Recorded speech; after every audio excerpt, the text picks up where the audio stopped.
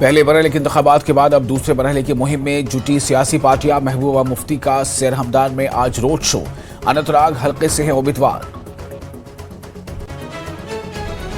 National conference leader Omar Abdullah की डेरी पुलवामा में आज रैली। अवामी इजलास से करेंगे खिताब।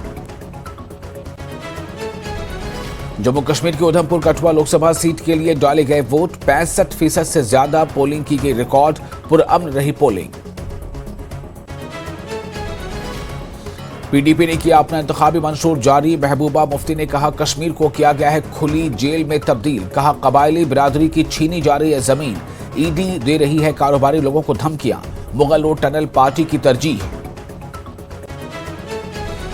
बीजेपी तर्जुमान अल्ताफ ठाकुर ने दिया पीडीपी के मंशूर को फरेब और झूठ का पैम्फलेट करार। कहा टेरर फंडिंग में बंद रह चुके लोग लड़ सकते हैं इलेक्शन। पीडीपी को करना चाहिए वजीर आजम का शुक्रिया अदा। उमर अब्दुल्ला ने उठाया कश्मीरियों के दिल जीतने से मुतालिक वजीर दाखिला के बयान पर सवाल। कहा तरुण चुग और बीजेपी के लिए उनके दरवाजे बंद। कई अफराद ने की नेशनल कॉन्फ्रेंस में शमूलियत इख्तियार। सजाद गनी लोन ने लिया उमर अब्दुल्ला को आड़े हाथों। एनसी और बीजेपी के साथ इत्तेहाद का किया जिक्र। कहा नेशनल कॉन्फ्रेंस के साथ इत्तेहाद हो तो बीजेपी गुड, घास न डाले तो बैड बीजेपी।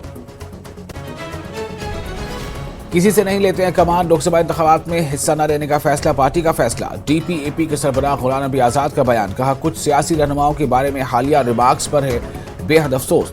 मजहब की बुनियाद पर सियासत न करने की तलकीन। अनंतनाग राजौरी सीट से बीजेपी ने नहीं किया है अपना उम्मीदवार खड़ा। अनंतनाग सीट पर नेशनल कॉन्फ्रेंस और पीडीपी के बीच सीधा मुकाबला। डीपीएपी और अपनी पार्टी भी मैदान में। काउसा खालसा में बाबा क़यामुद्दीन ऋषि की जियारत पर महफिल का इनेकाद। बड़ी तादाद में अक़ीदतमंदों की शिरकत।